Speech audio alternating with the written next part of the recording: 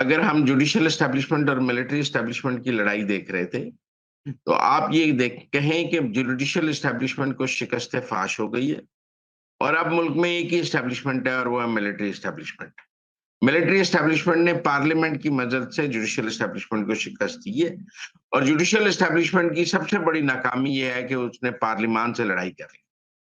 अगर आज पार्लियामान judicial establishment के साथ खड़ी होती तो मिलिट्री एस्टेब्लिशमेंट को शिकस्त होने के इम्कान थे, या फिर मिलिट्री एस्टेब्लिशमेंट के पास मार्शल लॉ लगाने का इम्कान होता। लेकिन चूंकि पार्लियामान का वोट इस वक्त मिलिट्री एस्टेब्लिशमेंट के साथ था और 2/3 अक्सरियत जो पार्लियामेंट की है वो मिलिट्री एस्टेब्लिशमेंट के साथ थी, तो जुडिशियल एस्टेब्लिशमेंट को शिकस्त नजर आई है। हमें सुप्रीम कोर्ट के उन 8 जजों को शिकस्त नजर आई है और सारी जुडिशियल एक्टिविज्म को शिकस्त होती नजर आई।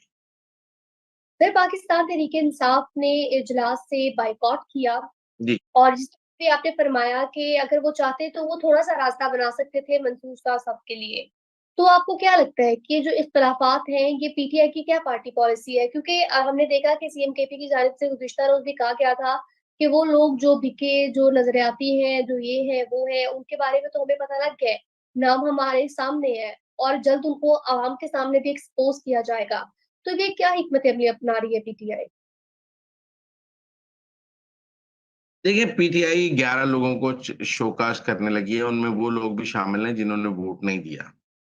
अगर आप इन 11 पार्लियामेंटेरियंस को अपनी पार्टी से निकालेंगे तो वो फॉरवर्ड ब्लॉक बनाएंगे, वो कोई इस्तीफे तो नहीं दे देंगे, और अगर इस्तीफे देंगे तो उन जिमनी सीटों पर हुकूमत के लोग जीत जाएंगे। तो मैं समझता हूं कि अगर पीटीआई को अपने साथ लोगों को जोड़ना चाहिए, अगर वो इस तरह लोगों को निकालना शुरू करेंगे तो उनकी पार्टी तकसीम दर तकसीम होती जाएगी और मजीद तकसीम होगी। अब देखिए ना, कल मैं समझता हूं कि बैरिस्टर गौहर और ने सही फैसला किया था पार्लिमानी कमेटी में जाने का, लेकिन सलमान अकरम राजा वगैरह ने इस सियासी कमेटी ने फैसले को उल्ट दिया। अब आप कहें कि सलमान अकरम राजा वगैरह मुजाहमती लोग हैं और उन्होंने मुजाहमती से फैसला किया कि इस कमेटी में नहीं जाना चाहिए और लड़ाई हो गई और चेयरमैन का फैसला सेक्रेटरी जनरल ने उड़ा दिया। लेकिन मैं कहूं कि अगर अगर मैं ये मान लूं कि सलमान अकरम राजा साहब एस्टेब्लिशमेंट के साथ नहीं मिले हुए और बैरिस्टर गौहर एस्टेब्लिशमेंट के साथ मिले हुए हैं, लेकिन अगर देखा जाए तो बैरिस्टर गौहर अगर आज कमेटी में मौजूद होते तो मंसूर अली शाह का नाम ले रहे होते, लेकिन सलमान अकरम राजा ने अपनी मुजाहमती सियासत में भी एस्टेब्लिशमेंट का ही काम किया है। अगर मैं कहूं कि सलमान अकरम राजा ने इस कमेटी में जाने से रोक कर बैरिस्टर गौहर और हामिद रजा को दरअसल एस्टेब्लिशमेंट को फेवर दी है, तो ये गलत ना होगा। अब आप कई दफा अपनी तरफ से तो बड़ी मुजाहमती और बड़ी सूली सियासत कर रहे होते हैं, लेकिन आप काम एस्टेब्लिशमेंट का कर रहे होते हैं। जैसे अगर इस वक्त जो आप शोकाज जारी करके लोगों को निकाल रहे हैं तो ये भी आप एस्टेब्लिशमेंट का काम कर रहे हैं, क्योंकि एस्टेब्लिशमेंट के लिए बहुत आसान काम है फिर उन लोगों को ग्रैब कर लेना।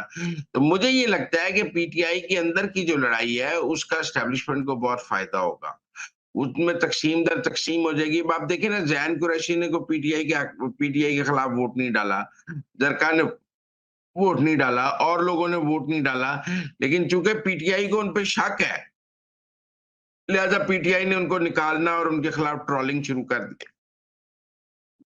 अगर तहरीक इंसाफ आदिल राजा ने चलानी है कि वो सर्टिफिकेट देगा तहरीक इंसाफ से वफादारी और गद्दारी के, तो फिर तहरीक इंसाफ चल नहीं गई, ये तो मेरा मतलब बंद हो गई, क्योंकि वो तो लंदन बैठ के किसी को भी गद्दार डिक्लेयर कर देगा। पहले उसने शेर अफजल मरवत को गद्दार डिक्लेयर कर दिया, बाद जैन कुरैशी को कर दिया, जरका को कर दिया, उसका क्या जाता है। लेकिन यहाँ पर पार्टी टूट जाती है, जब पार्टी टूटती है तो उसका फायदा एस्टेब्लिशमेंट को होता है। ये आप मत कहें कि जिन लोगों के जाने का तरीके इंसाफ का कोई नुकसान नहीं होता। आज अगर पार्लियामेंटेरियंस टूटेंगे तो मजीद तरमीम आएंगी, और जो मजीद तरमीम आएंगी वो तहरीक इंसाफ के खिलाफ होंगी, वो इमरान खान के खिलाफ होंगी। आज तो अगली तरह आज तहरीक इंसाफ को 26वीं आईनी तरमीम पर रोने की बजाय अगली तरमीम को रोकने की तैयारी करनी चाहिए कि वो कैसे रुकेगी। लेकिन अगर उसको वो रोकने की बजाय आप नई तरमीम के लिए एक फुल ग्राउंड और एक पूरा सरफेस एस्टेब्लिशमेंट को दे देंगे तो फिर अगली तरमीम तो आई खड़ी है, उसको कौन रोक सकता है। سر اس سے ریلیٹڈ آپ سے ایک اور سوال کرنا چاہوں گی. ہم نے دیکھا ہے کہ سیریز آف ڈیولپمنٹ ہوئی ہیں پاکستان تحریک انصاف کے اندر، فریکشنز پہ فریکشنز ہیں، لیئرز پہ لیئرز ہیں، اور دو گروپس کی جانب سے ایک دوسرے پر الزام لگایا جاتا ہے کہ آپ بانی کی پیٹھ میں چھرا گھونپتے ہیں،